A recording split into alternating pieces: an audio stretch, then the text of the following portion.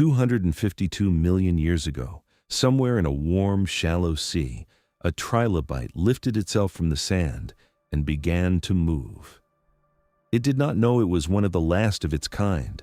It did not know the sky above the water had already begun to change color.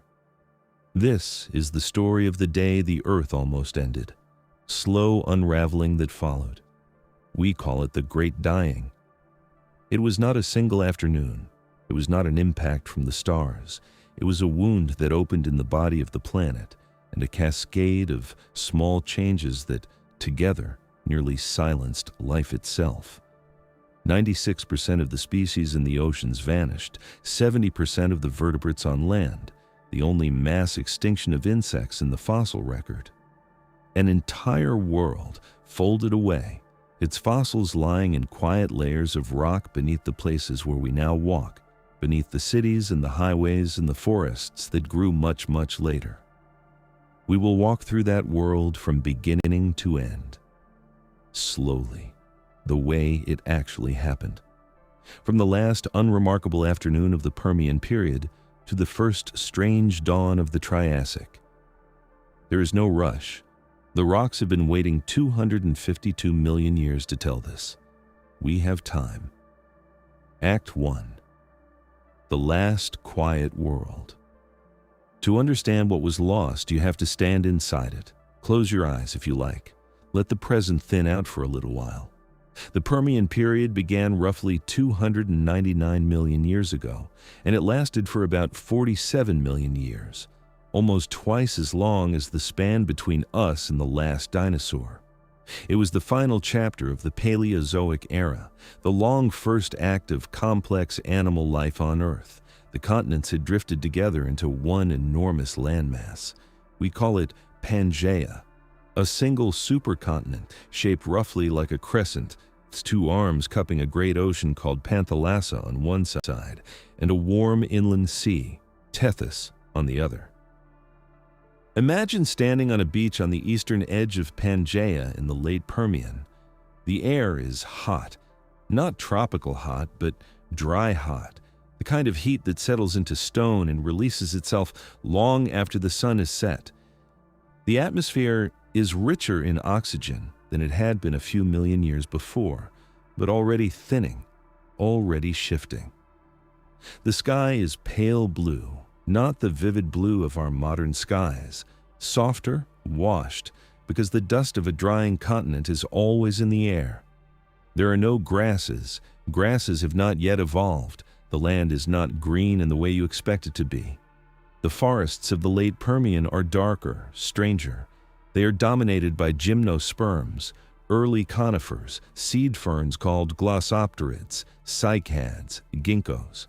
The trees have needles or thick waxy fronds or leaves the size and shape of a spearhead. The ground beneath them is deep with their fallen debris, slowly compacting in places already forming the coal that will one day heat factories and cities in a world unimaginable to the creatures living here. Walk down to the shoreline. The waves are gentle. The sea is warmer than any sea on Earth today. On the sand, the shells of brachiopods, small bivalved creatures, the most abundant shellfish in all the ancient oceans, their ribbed forms like tiny fans. The casts of something that looks like a spiral, coiled and ridged, the ancestors of the great ammonites that will one day rule the Mesozoic seas. Step a little deeper.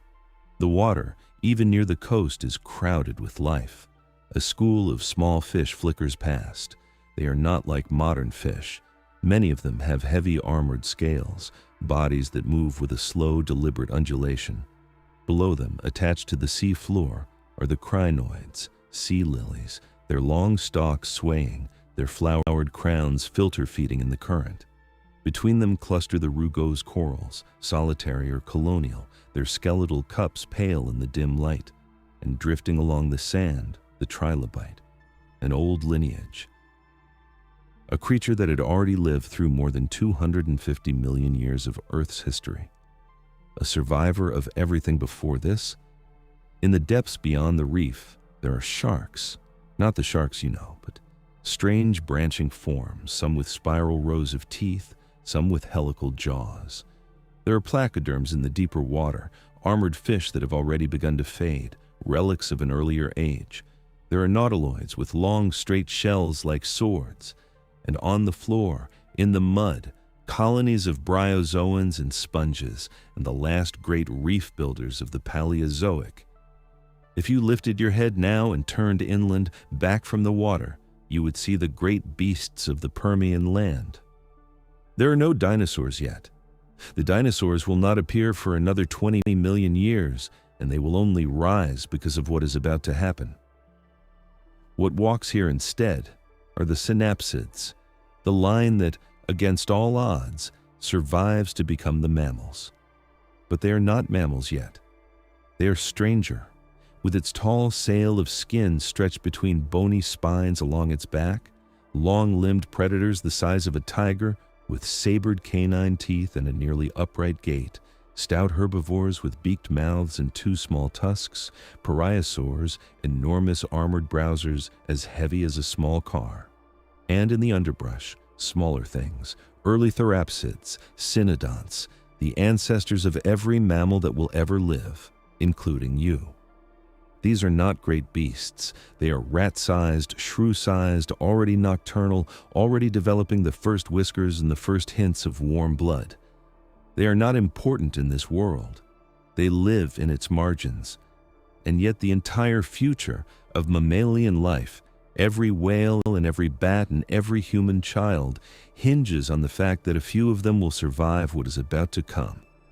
Take one more look around. This is the world. It has been stable for millions of years. The climate is warm but not catastrophic. The oceans are oxygenated and full. The coal forests stretch for hundreds of kilometers. The food webs are complex, layered, intricate. Life is doing what life does, breathing, eating, building shells, laying eggs, drifting on currents, breathing, breathing, breathing. Now, lift your eyes to the horizon, far to the north. There is nothing there yet, nothing visible. But under that horizon, under thousands of kilometers of rock, a great pressure is building. It has been building for a very long time. A plume of molten material from the depths of the earth rising slowly, as plumes do, on the order of centimeters per year. It will not make itself known for another few thousand generations of the creatures living here. It will not announce itself. There will be no sign. The trilobite on the sand finds a scent trail, something edible, something soft and newly dead.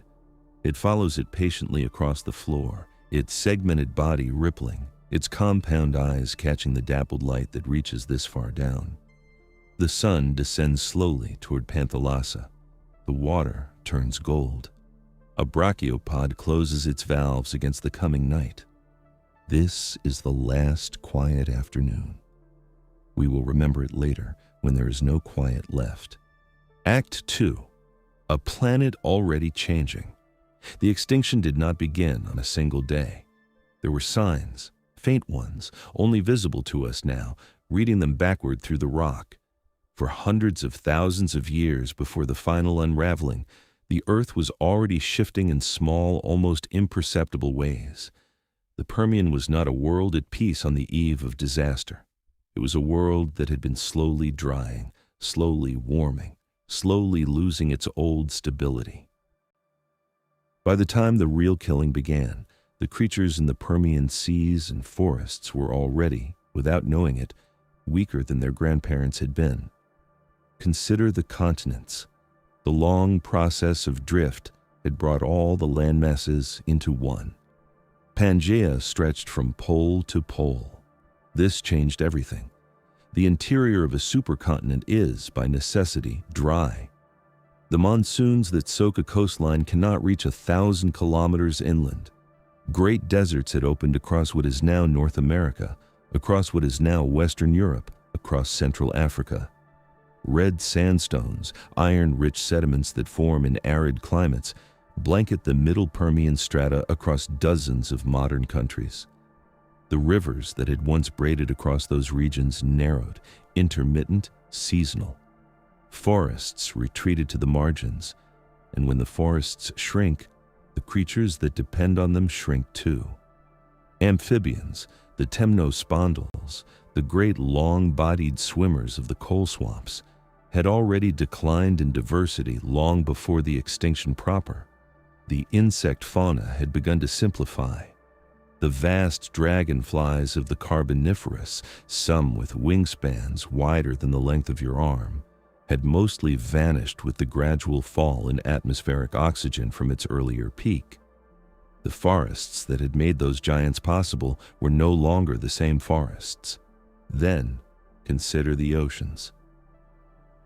In the late Permian, something odd had begun to happen to the carbon isotope ratios in marine carbonates. The ratio of carbon-12 to carbon-13, a measurement scientists take from fossil shells, had begun to drift. It was drifting in the direction that suggests one of two things. Either vast amounts of organic carbon were being buried faster than usual, or vast amounts of very light carbon were being added to the ocean atmosphere system. At the time, the shift was small, a warning you could only read in retrospect. Carbon was on the move. Something was breathing out, those ancient Paleozoic reefs built by rugose and tabulate corals, by sponges and algae and bryozoans, were already thinning. Some scientists speak of a pre-extinction event in the late Guadalupian, a smaller crisis about 8 million years before the main one, that may have knocked back reef diversity across the Tethys Sea. Whatever its cause, the reefs did not fully recover. When the real extinction came, they were already weakened. Like a forest that has suffered a long drought, they had fewer reserves. And there were stranger signs. In the rocks of South China, which in the Permian was a string of islands in the warm Tethys, paleontologists have found evidence of repeated low oxygen events in the seawater, dysoxic pulses that came and went, each one a small tremor, each one killing a few species that never came back. The ocean was breathing irregularly. The rhythm of the deep circulation, the long overturning currents that bring cold, oxygenated water from the poles to the equator, was slowing. We are not sure why. Some of it was the configuration of Pangaea itself. A single ocean surrounding a single continent is a less vigorous ocean than a world of many smaller seas. The feedback loops of a warming, drying climate had begun to show. Soils in the late Permian become thinner, more oxidized. The deep red colors that dominate Permian strata, the reason rock collectors love them, are the signature of oxidized iron, which forms where organic matter does not accumulate fast enough to keep up with weathering. The land was losing the cushion of decaying vegetation that had built the coal of earlier ages. The forests that had once sequestered enormous amounts of carbon were, by the late Permian, sequestering much less. The Earth's thermostat, which for so long had balanced the warm breath of volcanoes against the cool exhalations of plants and plankton, was beginning to slip. And then, the first deep pulse. About 252.5 million years ago, in what is now Siberia, magma from the rising mantle plume reached the upper crust. It did not yet erupt.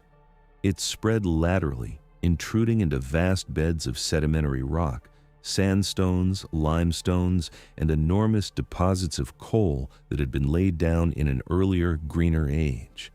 The heat of the magma began to cook those rocks, release volatile compounds. Methane and carbon dioxide began to leak from the ground in a region no living creature would ever see. At first it was slow. Gas vented through fissures. Nothing burned yet. Nothing flowed at the surface. In the Permian oceans, the trilobites still grazed. The crinoids still waved. The corals still built. The brachiopods still filter-fed. The dicynodonts still browsed on Pangaea's scrubby plains. A seasonal shift perhaps, slightly warmer summers, a touch more humidity over the mid-latitudes, a few species disappearing here and there, as species always disappear, from rivals, from disease, from simple bad luck. Nothing that looked like an ending. But the carbon isotopes were drifting a little faster. The reefs were thinning a little more. The sea surface was warming, not dramatically, perhaps a degree over tens of thousands of years, a faint pulse, an old rhythm offbeat. In the modern Siberian tundra, where the lava fields of the Great Dying now lie exposed for the geologists who come to read them, there is a silence that fits this moment. Kilometers of black basalt under a cold gray sky, rivers cutting through layer after layer of congealed lava, each layer an eruption, each layer, read carefully, a fingerprint of the chemistry of that particular moment. How much sulfur, how much carbon, how much of the buried coal had been incinerated before the lava above it had cooled. We can date those layers now. We can count them. We know roughly when each pulse came and how large it was and what it carried into the air. We know, this is the strangest part, that the largest of those pulses came not in the first century of the extinction, not even in the first 1,000 years, but well into the crisis after most of the surface had already begun to fail. The earth went on breaking long after the first wound opened. But we are running ahead. In the Permian, the creatures still do not know. The evening settles on the reef. The small armored fish drift to their resting places.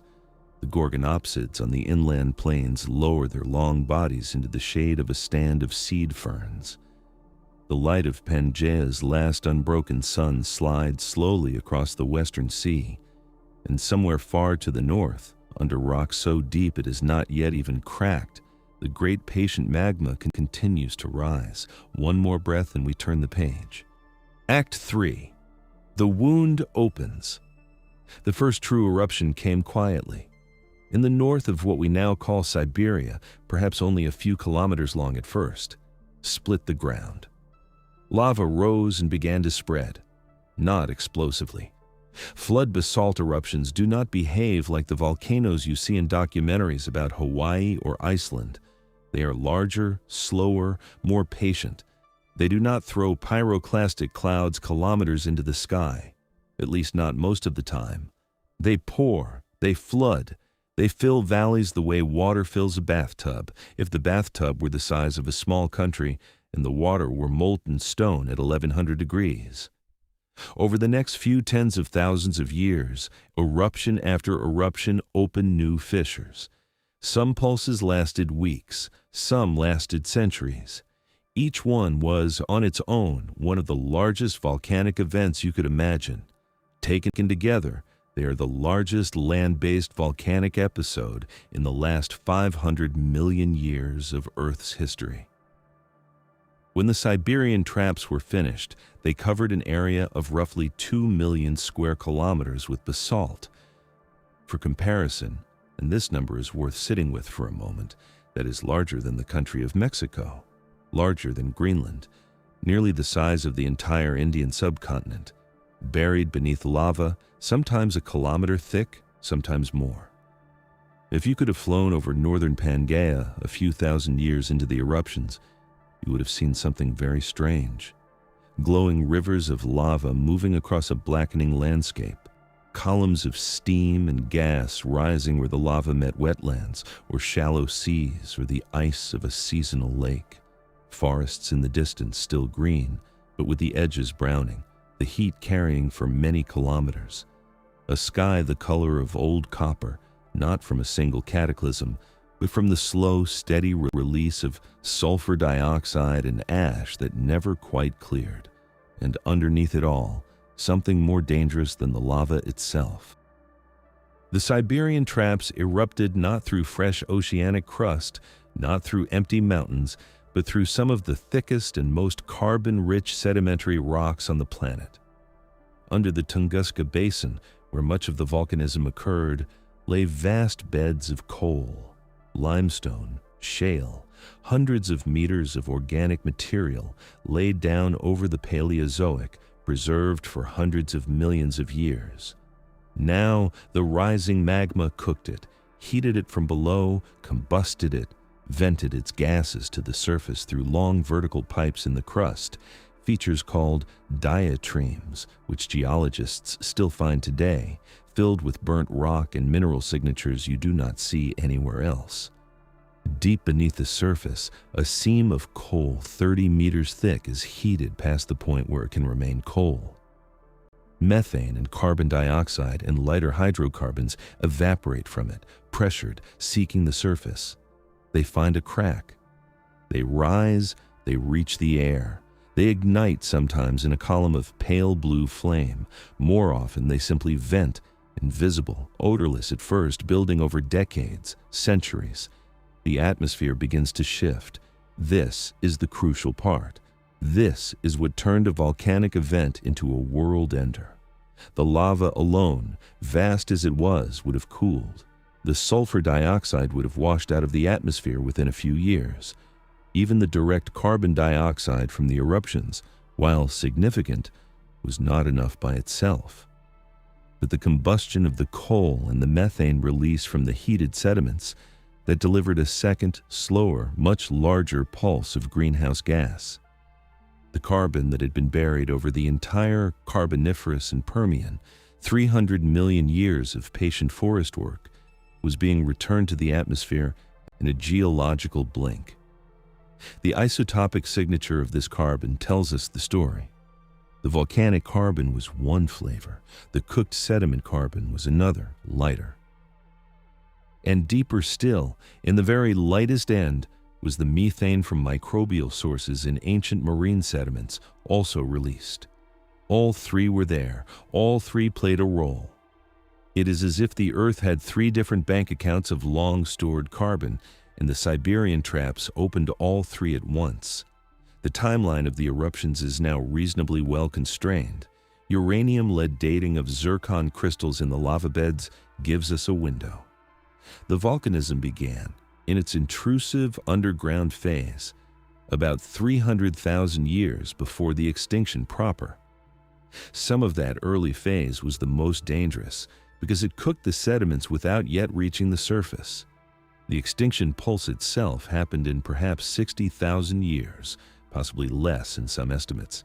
60,000 years sounds long to a human, but in geological time it is a flash.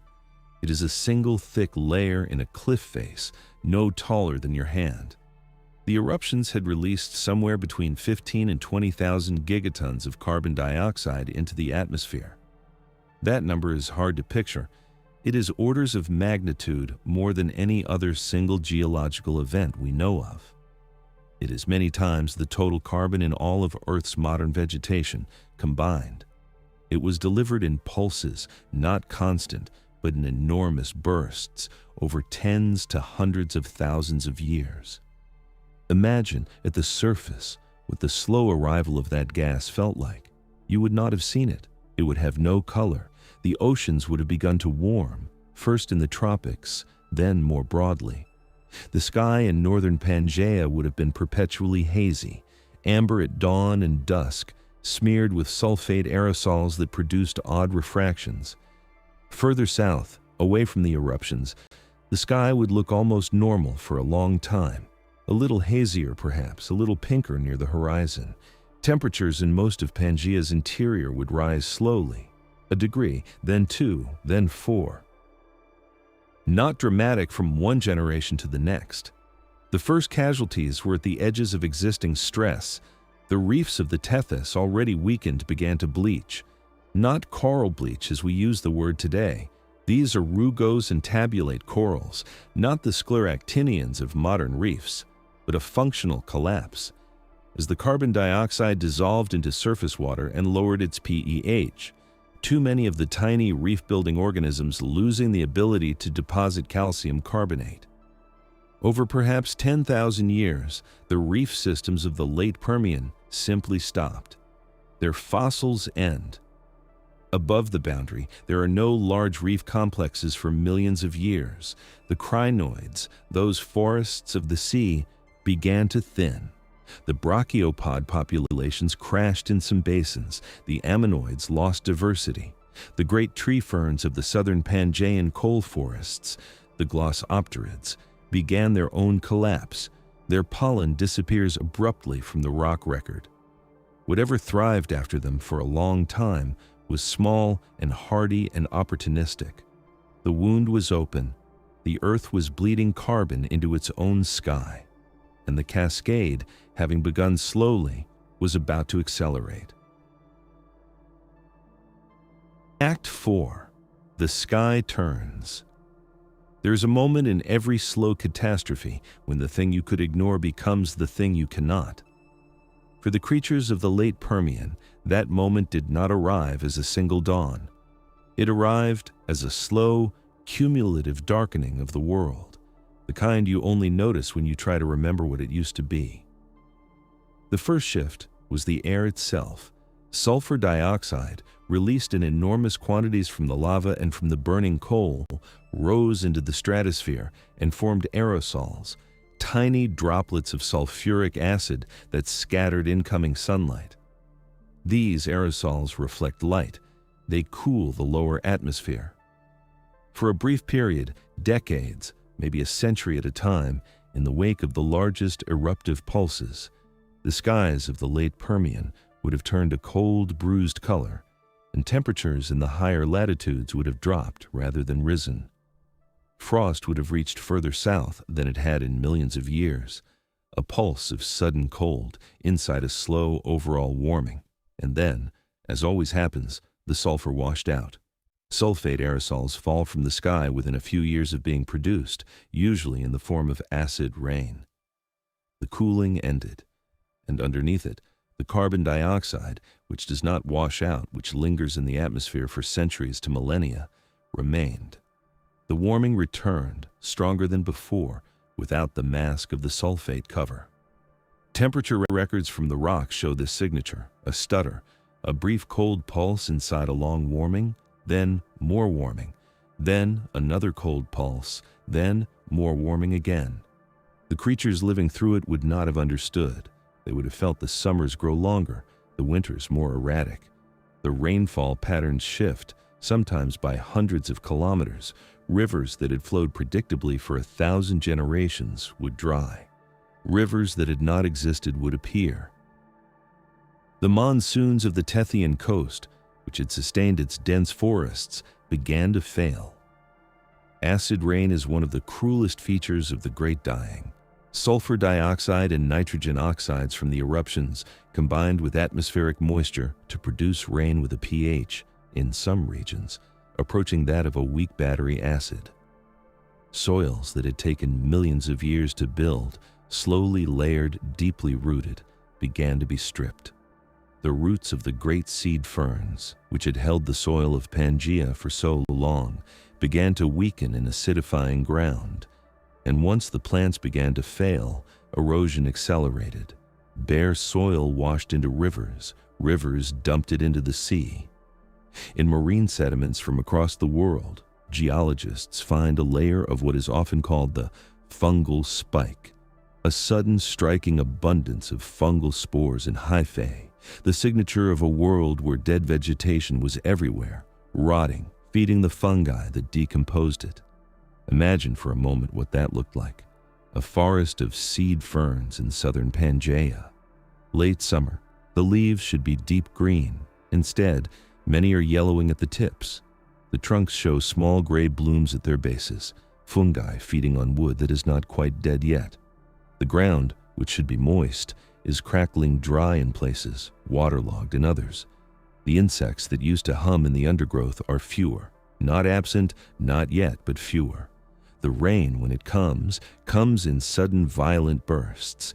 The streams run milky with suspended soil, and the air has a faint, unpleasant sharpness to it, a smell like struck matches, which never entirely goes away. Above this, the carbon dioxide is still climbing.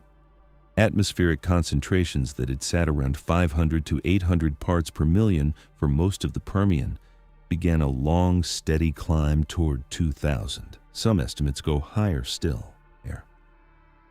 In the tropics, land surface temperatures in the peak of the extinction may have exceeded 50 degrees Celsius in the hottest months, a level at which the large-bodied terrestrial vertebrates begin to face metabolic failure. Evaporation rates spiked, which absorb roughly a third of atmospheric carbon dioxide naturally, took in more and more, turning their surface waters increasingly acidic. Marine organisms that made their shells of calcium carbonate, brachiopods, ammonoids, the tiny calcareous plankton, began to struggle to build and maintain their skeletons, not all at once, not everywhere, but in more and more places and with increasing frequency. The ozone layer, too, began to suffer. Halogens released by the volcanism, chlorine, bromine, fluorine, rose into the stratosphere. There is evidence, in the form of malformed pollen grains preserved in the rock, that ultraviolet radiation at the surface increased dramatically for periods during the extinction. The pollen grains show genetic damage consistent with high UV exposure. The forests, already stressed by heat and acid rain, were also being lightly cooked by unfiltered sunlight. It is easy to speak of these things abstractly: carbon dioxide, ozone depletion, acid rain, but sit with it for a moment in sensory detail. Imagine a creature, a dicynodont, say, a stout-beaked herbivore about the size of a sheep, at the end of a Permian summer in what is now South Africa. She's been walking the same patch of open woodland for all of her adult life, grazing the low-growing seed ferns and horsetails. This year, the ferns have come up only thinly. The pools where she drinks are low, sometimes dry, the remaining water metallic and strange tasting. Her young have not been as healthy as last year's. The afternoons are hotter than she remembers, the shade smaller. She moves more slowly. Her body has begun to be less efficient at cooling itself. The sky in the late afternoon has a sickly amber tone she cannot interpret but cannot ignore. She lies down in the dust under a half-dead cycad. Tonight, she will sleep a little uneasily. Next year, there may be no next year for her kind. This is the killing, really. Not a single terrible afternoon. A slow compounding of small miseries across millions of animals, across hundreds of thousands of years. The earth was warming, the rain was poisoning, the soil was washing away, the air was changing. No one stressor would have been enough. All of them together were more than enough. And in the seas, which we come to next, it was about to get worse. Act 5. The oceans begin to die. To understand what happened to the oceans during the Great Dying, you have to understand a single patient fact about seawater. Warm water holds less oxygen than cold water. This is a fundamental property of dissolved gases, and it is one of the quietest and most dangerous truths on the planet. When the climate warms, the seas warm. First the surface, then, through the long, slow overturning of the deep currents, the depths as well. And as the seas warm, the oxygen dissolved in them begins to leak back into the atmosphere. It is not removed, it is simply let go. In the late Permian, this process had begun gently long before the Siberian Traps fully vented. The ancient disoxic pulses in the rocks of South China had been early warnings. But once the great volcanism began in earnest, the warming accelerated, and the oceans began to lose their oxygen in ways they had not in over 250 million years. Tropical sea surface temperatures rose in the depths of the crisis to perhaps 38 degrees Celsius, in some basins possibly higher. This is hot coffee territory. It is far above the tolerance of most marine animals. Fish in those waters would have struggled. The plankton that formed the base of the food web would have collapsed. But temperature alone was not the killer. It was the oxygen. As the surface warmed, less oxygen dissolved into it. As the global circulation slowed, and it did slow because ocean circulation depends on temperature gradients and a warmer world has weaker gradients, less oxygen was carried to the deep. In vast regions of the late Permian Ocean, the middle and lower water columns simply began to run out. The oxygen minimum zones, which had always existed in certain depths and latitudes, expanded, thickened, rose toward the surface, encroached on the coastal shelves where most marine life lives. Picture it from the creature's perspective. A small ammonoid, a spiral-shelled cousin of the modern nautilus, is hunting in the middle water of a late Permian sea. She is good at what she does. She has the ancient jet propulsion of her kind, drawing water in through her mantle and pushing it out through a siphon, moving backward through the gloom. Around her, the usual small fish, the usual drifting plankton. But today, something is different. The water feels heavier. Her gills are working harder. There's a faint sulfur tang she has never tasted before. She rises instinctively toward the surface where oxygen should be better. The surface is warmer than she remembers, much warmer. She sinks again, looking for a layer that feels right. She cannot find one. Eventually, she finds a compromise, a thin band of water where she can breathe almost, and she stays there, close to the sand, in a place where she would never normally hunt. Her prey, too, is there, for the same reason. They are all compressed into the last habitable thickness of sea. Across the oceans of the Permian, this was happening. Not everywhere at once. Some basins held their oxygen for a while longer. Some remained cold enough, deep enough, open enough to keep their normal chemistry. But the global trend was unmistakable. The habitable volume of the sea was shrinking, and the animals that lived there were being squeezed into ever thinner slices. The brachiopods, which had been the dominant shellfish of the Paleozoic seas, were particularly vulnerable. They were sessile, attached to the bottom, and they fed by filtering water across specialized structures called lapophores. If the water at their depth went hypoxic, they simply suffocated in place. They could not move. Across the Tethys, across Panthalassa, across the inland seas of Pangaea, brachiopod beds that had been rich and thriving for tens of millions of years simply stopped. Entire genera vanished in a single bedding plane.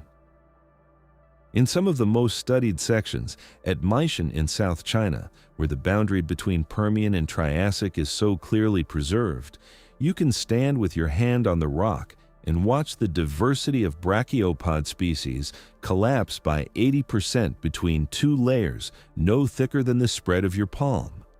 The crinoids, the sea lilies, those forests of the Paleozoic ocean floor, collapsed almost as hard. Whole orders vanished. What survived were only a few tough lineages, ancestors of the much quieter modern crinoids, which had been a waving meadow of stalked bodies for hundreds of millions of years, simply emptied. And the fish, the sharks, the strange armored placoderms, the bony fish of the open sea, were not spared either. The placoderms, which had been declining for a long time, finally fell from the record. The sharks took a massive hit and would take 30 million years to fully recover their diversity, which had been the cleverest and most successful predators of the middle water, crashed by perhaps 97% at the genus level. A few lineages, clinging to one or two species apiece, would survive, and those survivors, explosively, would radiate into the ammonites of the Mesozoic, the great spiral fossils you see in museum shops. But in the moment of the crisis, the ammonoids were almost extinguished. There is an image that helps. Imagine a glass full of water. Put a dozen small fish in it. Now, slowly warm the water. As it warms, the oxygen it holds decreases. The fish swim faster at first, then slower. Some die. The survivors crowd into the coolest, highest oxygen patch, the very top perhaps, where the air still reaches the surface. Now imagine someone slowly pouring in a trace of sulfur.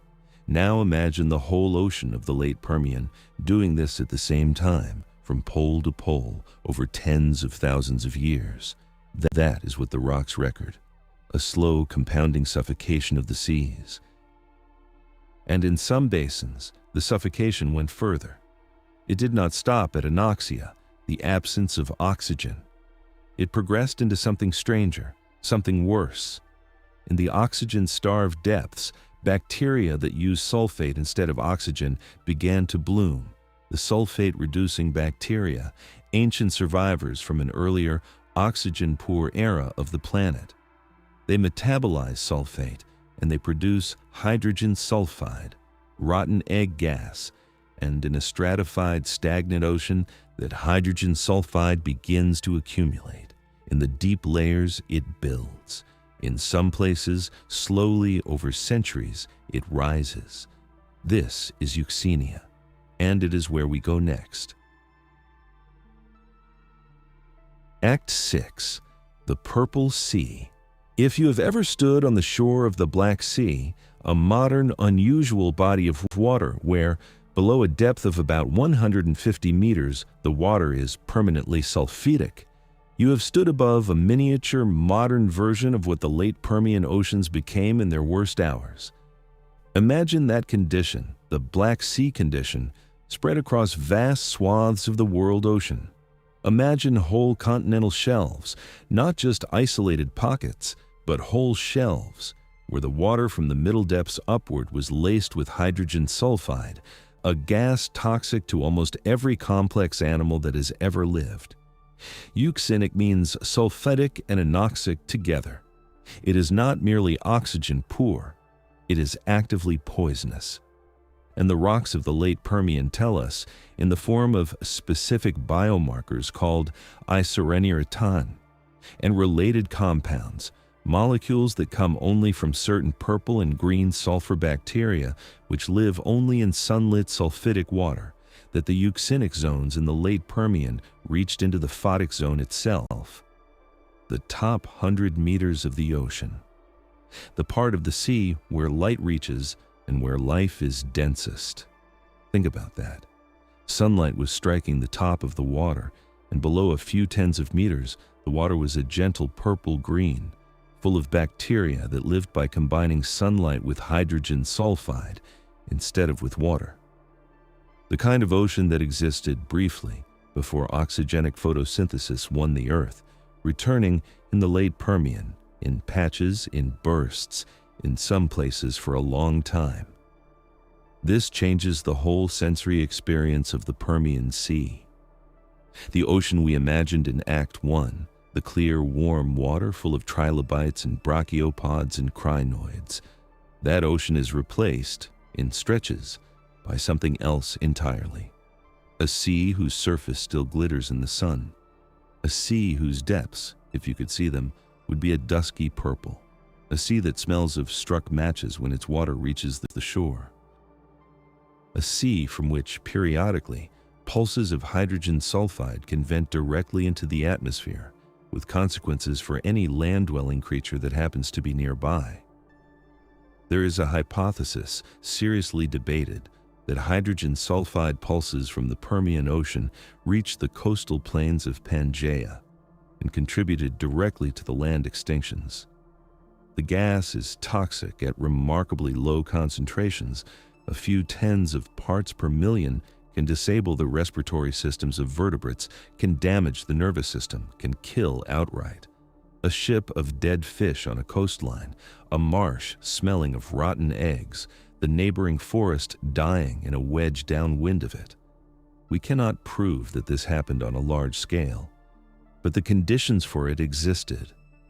And in regions where the Permian-Triassic boundary sits near an ancient shoreline, the pattern of terrestrial death seems in places to radiate from the coast inward. Inconclusive, suggestive, part of the mosaic. Below the euxinic layer, in the true deep, it was not better. It was worse in its own way. The bottom waters of the late Permian Ocean became, in vast regions, a poisoned sludge. Dead organic matter rained down continuously from the starving middle waters above. Microbes consumed it anaerobically, using sulfate, producing hydrogen sulfide, producing methane. The pore water of the seafloor sediments filled with toxic chemistry. Any creature that tried to burrow into that mud, looking for shelter, would have found a soft death. The sediments of that time, now preserved as black shale in basins around the world, at Maishan, at Guriel Ravine in Kashmir, at Shaanxi, at Fiskograve in Greenland, are rich in pyrite, fool's gold, iron sulfide, the mineral that forms when iron meets hydrogen sulfide in the absence of oxygen. Those black shales are the fingerprint of a world where the oceans had, in places, given up. Above the water, the effects rippled. The marine food web, truncated from below, began to fail from the bottom. Plankton diversity dropped. The base of the food chain thinned. Whatever survived in the shallow, warm, sunlit water, a handful of hardy bivalves, some small gastropods, the very simple organisms that could tolerate almost anything, were fewer in kind, but sometimes enormous in number. Paleontologists call this a disaster fauna, species that explode in population precisely because everything else is gone, and for a moment they have the whole world to themselves.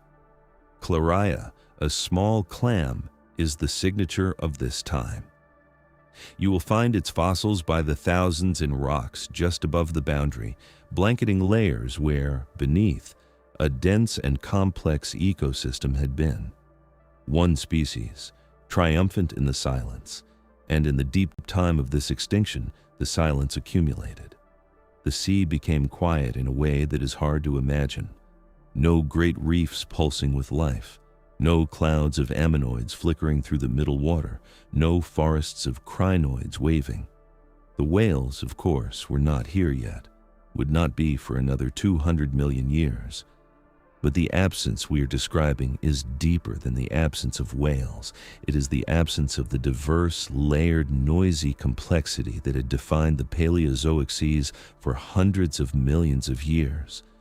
The sea had gone simple, and simple is not peaceful. Simple is wounded. Still, the crisis on land was also deepening. The forests were falling. The air was thick with something new. And we have not yet reached the strangest part of the story, the microbes that may have finished what the volcanoes started. That is where we go after one more breath. Act 7. The forests fall. While the seas were suffocating, the land was changing in ways just as profound, though differently paced. Land ecosystems respond to catastrophe on slower timescales than marine ones. A forest takes a long time to fully collapse and a long time to recover. But collapse the forests of the late Permian eventually did, and the pattern of their falling has left a signature in the rock so striking that geologists have a name for what comes after. They call it the coal gap. For about 5 million years after the end of the Permian, there is no coal anywhere in the world. That is worth sitting with. Coal is what you get when large amounts of plant material accumulate faster than decomposers can eat it, get buried, get compressed, and eventually turn into rock. For 300 million years before the Permian, and for 200 million years after, the world produced coal. The Carboniferous and Permian had been particularly prolific coal producers. The name Carboniferous literally means coal-bearing. Vast swamp forests had built deep organic layers that would become the coal fields of Appalachia, of Europe, of Siberia, of China. Then, abruptly, the coal stops. For 5 million years, there is nothing. The wetlands that produce coal had ceased to function as coal-producing ecosystems, not because plants had gone extinct, some had survived, but because the diverse, densely vegetated, long-rooted, fungally connected forest ecosystems that make coal had collapsed and had not yet been rebuilt. This is a terrestrial silence to match the marine one. The species that failed were, in many cases, the great ones. The glossopterids, those iconic seed ferns of southern Pangaea, whose leaves you find by the thousand in the rocks of modern Australia, India, South Africa, Antarctica, were wiped out almost entirely. Which had been the dominant paleontological signature of the southern hemisphere for tens of millions of years, drops out of the record at the boundary and never returns. The gigantopterids of the north, large-leafed climbing plants that may have been some of the first angiosperm-like organisms, vanished as well. The Cordycean conifer relatives declined drastically. The great tree ferns of the equatorial coal forests thinned. What survived was mostly weedy and opportunistic. Lycophytes, small relatives of the modern club mosses, exploded in the Triassic, precisely because nothing else could compete with them for a while. There is a layer in the rock, just above the boundary in many parts of the world where lycophyte spores reach strange dominance. And there's the fungal spike we mentioned earlier, that layer of fungal hyphae, which represents not a thriving forest, but a dying one, the stage when the decomposers are consuming the last of the old standing biomass before even the decomposers themselves run out of fuel. Picture a landscape in what is now Russia or Kourou, South Africa, in the middle of the extinction pulse. The forest is a ruin. Half the trees are standing dead, bleached, barkless, leaning, waiting for the wind to fall them. The ground is littered with fallen branches and leaf mats that have not fully rotted because the fungi that would rot them have already consumed what is easily consumable and are now working more slowly on the harder linen. The air's hotter than it should be, drier, with the faint haze that never quite clears. There are few birds because there are no birds yet in any form we would recognize. There are few insects because the insect fauna has crashed. A single gorgonopsid, old and thin, walks slowly through this landscape looking for prey that is not there.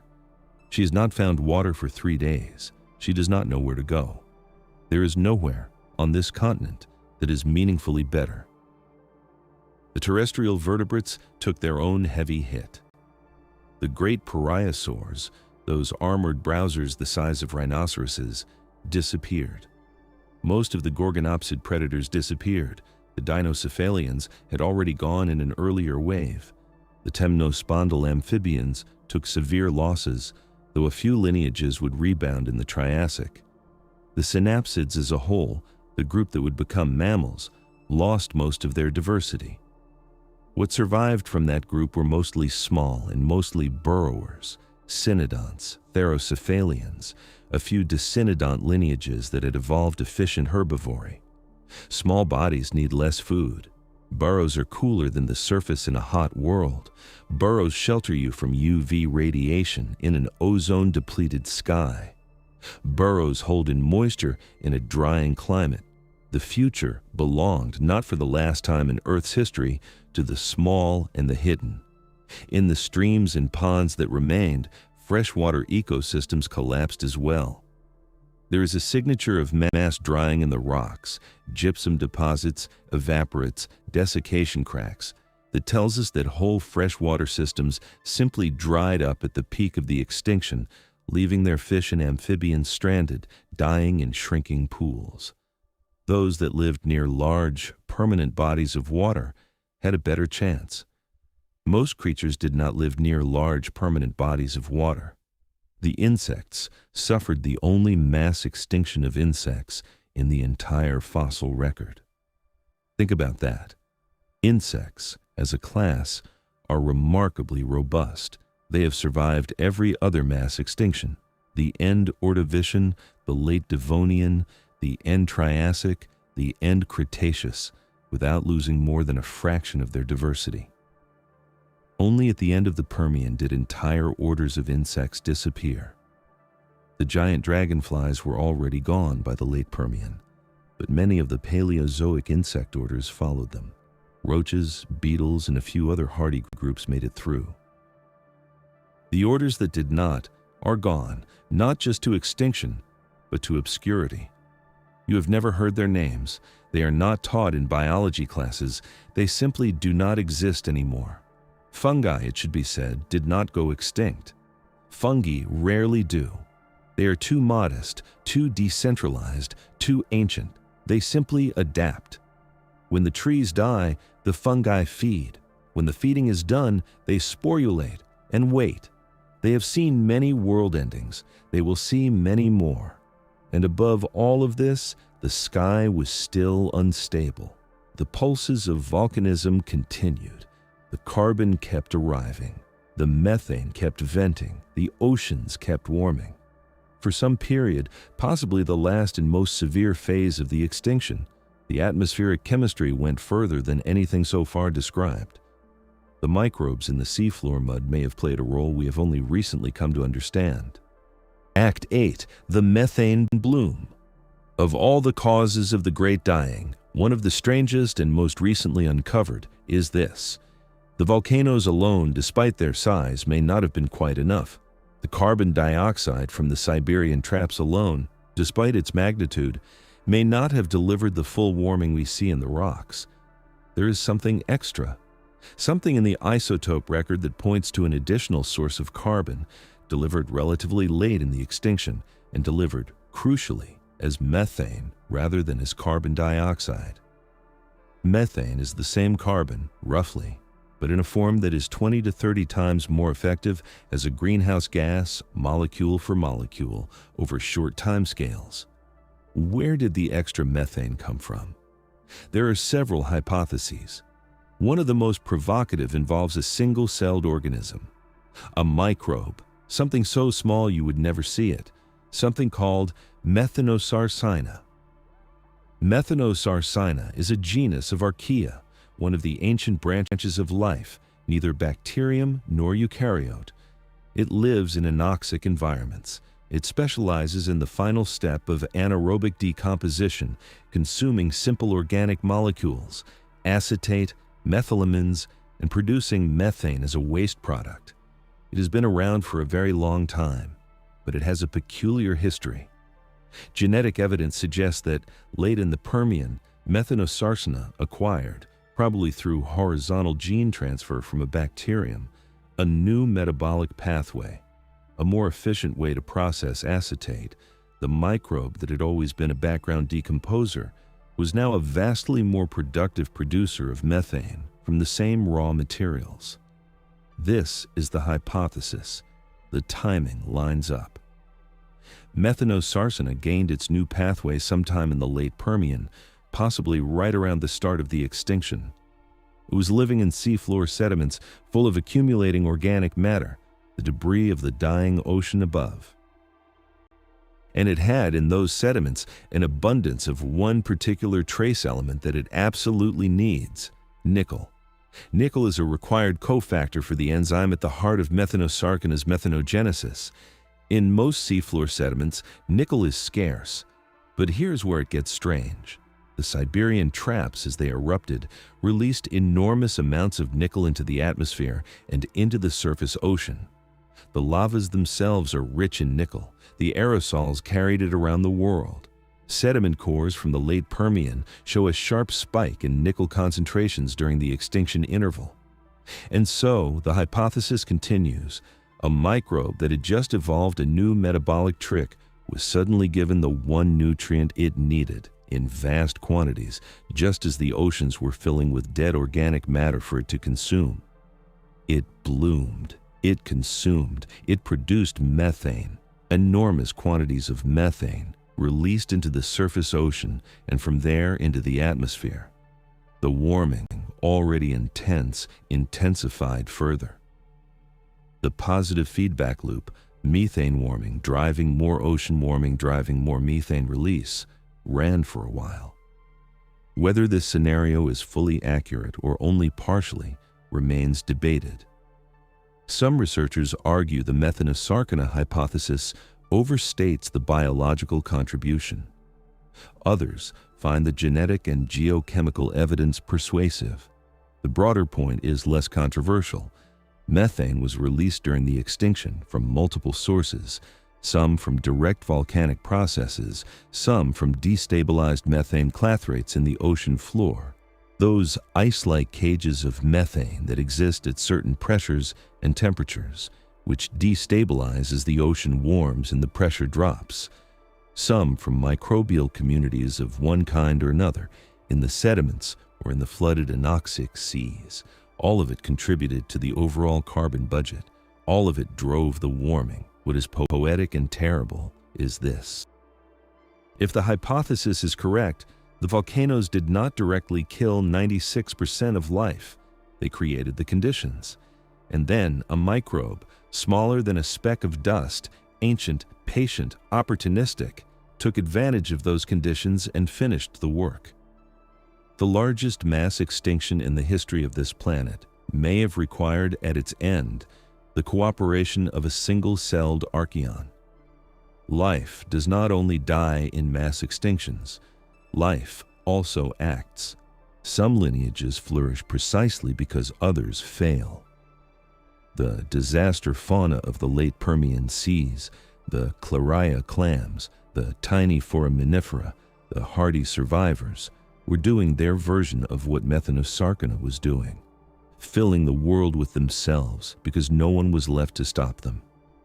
Extinction is not simply the subtraction of species, it is also the reshuffling of the game, and a reshuffling at the end of the Permian is exactly what was happening.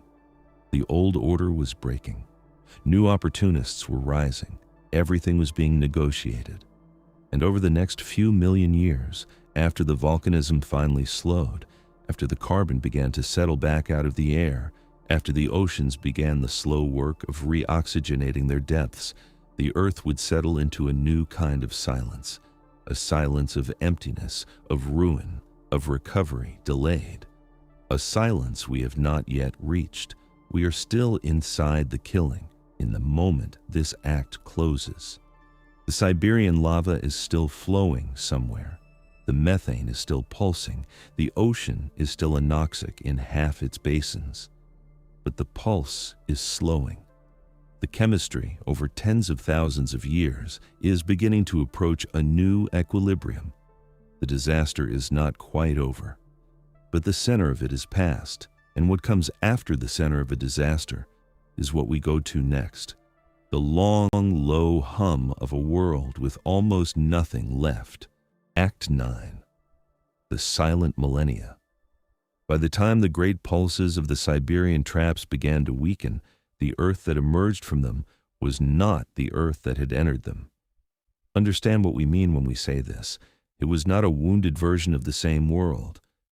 It was a different world, a world with 96% fewer species in the oceans, a world without most of its major terrestrial vertebrates, a world whose reefs were gone, whose coal forests were gone, whose forests of sea lilies were gone, whose giant dragonflies had vanished long before, and whose dragonflies of normal size were also mostly gone, whose sharks were reduced to a handful of lineages, whose brachiopod meadows had emptied, whose sea floors were covered in places in nothing but thin layers of a single clam species.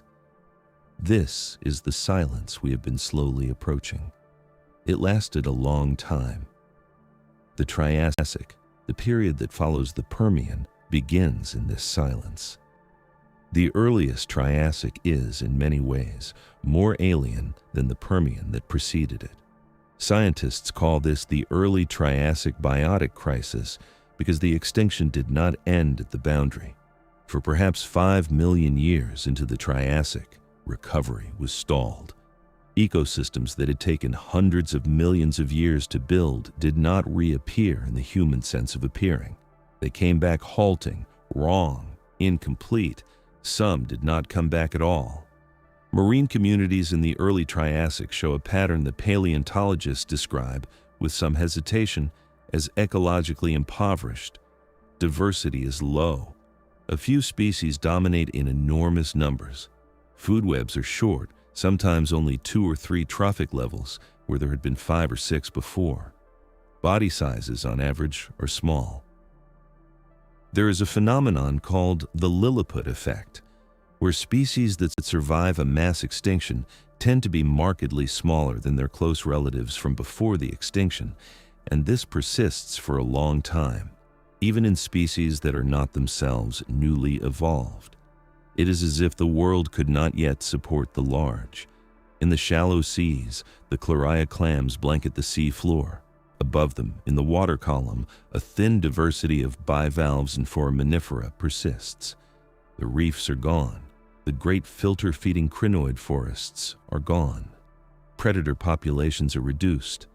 A few small ammonoid genera, descendants of the tiny survivor lineages, swim through a depleted ocean, slowly rebuilding. There are microbial reefs in some places, what are called microbialites, essentially mounds of bacterial mats that accumulate calcium carbonate. Microbial reefs had not been common on Earth since the Proterozoic, over 500 million years earlier. Their return is a mark of how far the clock had been rolled back. The complex animal reef builders had failed. The simple microbial reef builders, which had built the first reefs on Earth billions of years before, took over again. A regression. A ghost of a younger planet. On land, the recovery was equally constrained. The early Triassic plant communities were dominated by a handful of hardy survivors, low ferns, lycophytes, a few conifer relatives. The forests, in any meaningful sense, did not exist. The world was more open, more dry, more windblown. That 5 million year absence of coal deposits anywhere on the planet is the signature of this time on land. And the terrestrial vertebrates, what was left of them, were few. In the Karoo Basin of South Africa, which has one of the best records of terrestrial life through this transition, the earliest Triassic fauna is dominated by a single species, a dicynodont called Lystrosaurus. We will come to Lystrosaurus in detail in the final act, because she deserves it. But for now, understand only this. The Karoo rocks, for many meters above the boundary, are almost entirely Lystrosaurus. Her fossils are everywhere. In some horizons, she makes up 90% or more of the vertebrate fossils preserved. A single species, holding together whole ecosystems because there was almost nothing else. There is a desolation in this that is hard to convey without leaning into drama, which is not the tone of this story. So let me try a quieter approach. Imagine standing, not on a ridge in Siberia where the lava is still cooling, but on a dusty plain in the early Triassic Karoo. The sky is clearing slowly. The air is warm and thin. The vegetation is patchy and low, mostly ferns and club mosses and a few scrubby conifer relatives. There are no large trees. The horizon is open in all directions. A Lystrosaurus, beaked and short-legged, about the size of a pig, forages slowly through a patch of herbs. Another, a short distance away, watches without interest. In the pond beside them, there are no fish, but there are a few amphibian larvae. Above, no birds. A faint wind, the sound of a breathing animal. And silence beyond that, a silence that stretches for kilometers. This is what Earth looked like, in places, for hundreds of thousands of years, not dead, but emptied. An Earth between epochs. The chemistry of the oceans in the same stretch was still fluctuating. There were secondary extinction pulses in the early Triassic, smaller events that hit the already weakened survivors. Carbon isotopes show multiple swings back toward anomalous values, suggesting continued disturbance of the carbon cycle. The oceans kept losing and regaining their oxygen in patches. The sea surface temperatures remained high. The poles, which in the Permian had been cool, remained warm through much of the early Triassic. There is no evidence of significant polar ice for millions of years. The planet was, in a real thermodynamic sense, stuck in a fever. The recovery, when it came, was uneven. Some lineages rebounded quickly. The conodonts, small, eel-like creatures whose tooth-like fossils are among the most useful tools in biostratigraphy, radiated rapidly in the early Triassic, filling open ecological niches. The ammonoids, reduced to a handful of genera at the boundary, began a spectacular recovery, though their full diversity would not be reached again until the Middle Triassic. Bivalves, benefiting from the loss of their brachiopod competitors, rose to dominance in the shallow seas. Bivalves, not brachiopods, would define the shellfish communities of the Mesozoic and Cenozoic, a changing of the guard made permanent by the extinction. On land, the slow return of forests took longer. The first real new forest communities began to appear in the Middle Triassic, around 5 million years after the extinction. Conifers, which had been present in modest numbers in the Permian, expanded into niches left empty by the glossopterids and chordotans. Cycads and ginkgos radiated. The first true seed-bearing plants began the long evolutionary work that would, much later, give rise to the flowering plants. And with the plants came, eventually, the first return of diverse terrestrial fauna. There is a group that benefits quietly from this whole story, a group nobody saw coming. In the Middle Triassic, in environments near the water, a small group of reptiles, archosauromorphs, begin to diversify.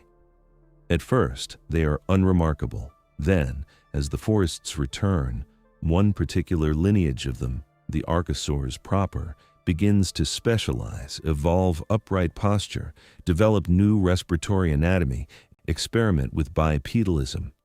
These are the ancestors of the crocodilians, and they are the ancestors of the dinosaurs.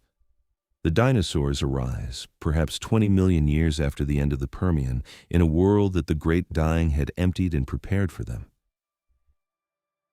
The most famous reign in the history of vertebrate life exists only because the Permian extinction cleared the stage. A hard thought in this quiet moment, the gorgonopsids and pariasaurs and dicynodonts of the Permian did not know they were making room. They did not know their disappearance would be the condition for the rise of something else. They simply died. Some of their cousins, the small burrowing cynodonts, clung on, and from those clinging lineages, 200 million years later, came the mammals, including us. The Earth does not plan these things. It does not choose what survives. It only provides the conditions, and life, with its blind ancient patience, does the rest. The silence of the early Triassic was not empty of meaning. It was the room in which the next act was being prepared. It simply needed time. There was time. There was, in the way of the planet, always time. And then, in that time, one small creature kept going. She was not a predator. She was not beautiful. She was a modest herbivore with 2 small tusks and a barrel-shaped body. She found what she needed in a ruined world. She raised her young. She walked slowly, always in every direction where she might find food. And she did what every animal that survives a mass extinction does, which is to say, she lived a little, one more day.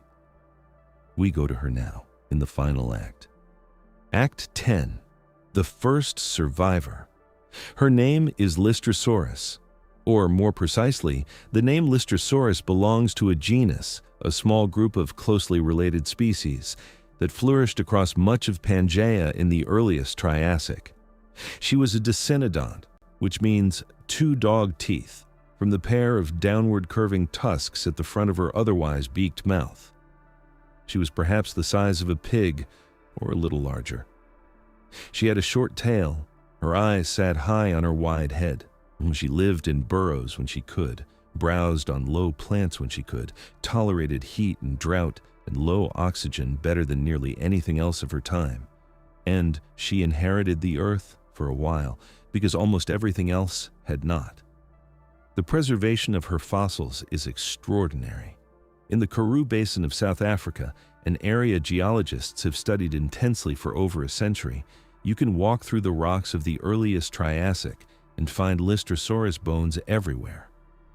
In some bone beds, the density of her remains is so high that geologists have, informally, called her the disaster taxon of the Great Dying.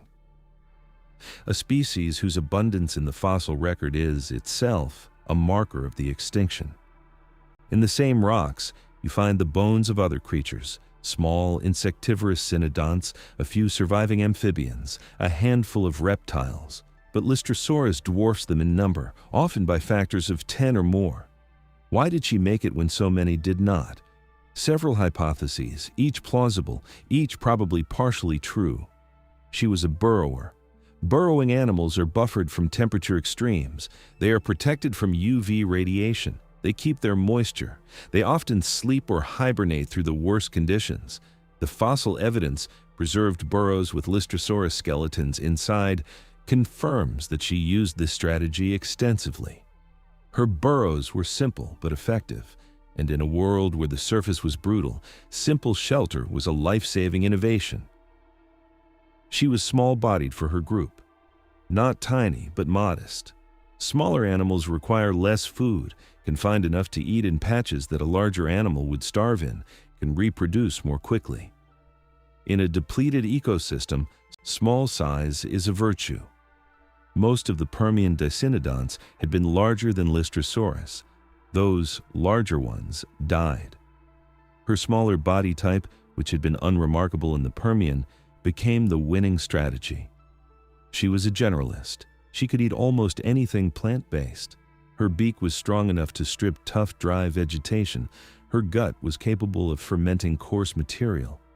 In a world where the lush preferred foods of specialized Permian herbivores had vanished, the ability to eat what little remained was decisive. She did not require any particular forest.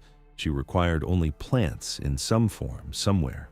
She was, it seems, physiologically robust in ways we are only beginning to understand. Bone histology, the microscopic study of fossilized bone growth patterns, suggests that Lystrosaurus may have had relatively high metabolic rates for a reptile of her time.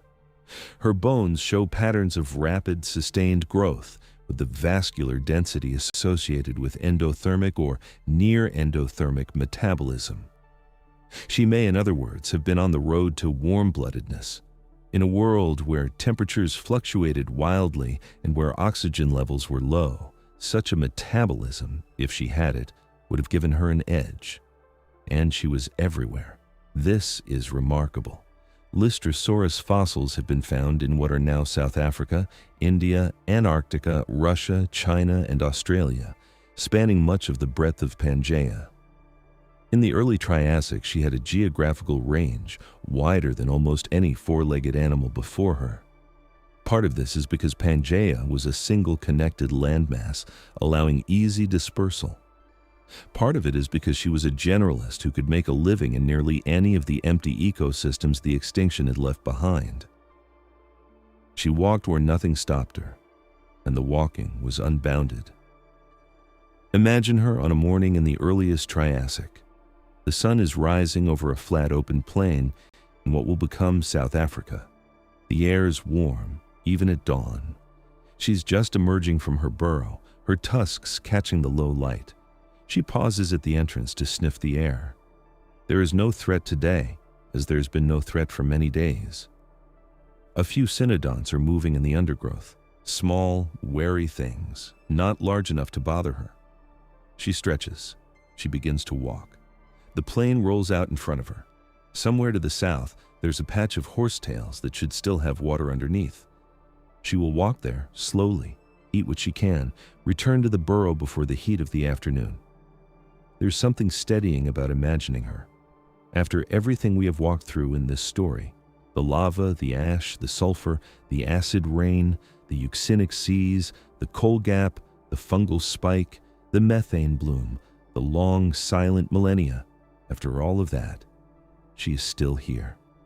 A small, patient, beaked animal walking across her empty continent, doing the ordinary work of staying alive. The world did not end. It almost ended. But the thread, though it was thinned nearly to breaking, did not quite break. Some small percent of the old lineages made it through. Some tiny sliver of the diversity of the Permian remained, and from that sliver, over the next 50 million years, a new world would grow. The early Triassic would give way to the middle and late Triassic. The dinosaurs would appear. The forests would return, taller and stranger than before. The seas would refill with life, different life. Lystrosaurus herself as a genus would fade. She would not persist very far into the middle Triassic. Her role as dominant survivor assumed by later dicynodonts and eventually by unrelated creatures entirely. But her lineage, more broadly, carried on. The therapsids, the cynodonts. The first true mammals. There's a rock outcrop in the Karoo where, if you know what to look for, you can place a hand on the boundary. Below your palm, the last Permian layer. Above your palm, the first Triassic layer. Between them, a zone of reddish iron-stained mudstone, poor in fossils, marking the interval of the extinction itself. It is a thin piece of earth. You could cover it with a sheet of paper. And yet within those centimeters of rock, 96% of marine species vanished. Between those layers, the world changed. This is what the great dying teaches, if teaching is even the right word for something this vast. Life is patient. Life is ancient. Life persists through things that seem impossible to persist through. And also, at the same time, the conditions for life are delicate. It took hundreds of thousands of years of catastrophe to drive the Permian extinction. But the chemistry that unbalanced the Earth, the carbon released from deep stores, the warming of the seas, the poisoning of the air, that chemistry was unlocked once by a slow, patient wound in Siberia.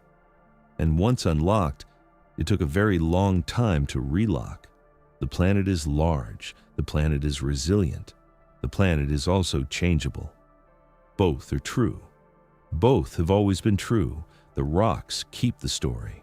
They keep it quietly, in layers of gray and red and black, in shales and mudstones and basalts, in the traces of pollen and pyrite and ancient bone. The story is told in a voice slower than any human voice, in sentences measured in millions of years, in paragraphs that span entire epochs. We are reading it now, and we are only at the beginning of understanding it. Outside, if you are near a window, the night is very old. The dust that floats in the light is made of atoms that were here, in some form, during the Permian. Stars older, of course, but the substance of them, arranged and rearranged through all the deep time of this planet. Something in the dust of your own house was, long ago, a part of a forest that burned in Siberia. Something else was, perhaps, a fragment of a shell from a trilobite that lifted itself from the sand of a Pangaean sea and began to walk, unknowing, into the beginning of the end of its world. The story ends, for now. The Earth continues, life continues. The Triassic gives way to the Jurassic to the Cretaceous. The Cretaceous ends in its own great silence.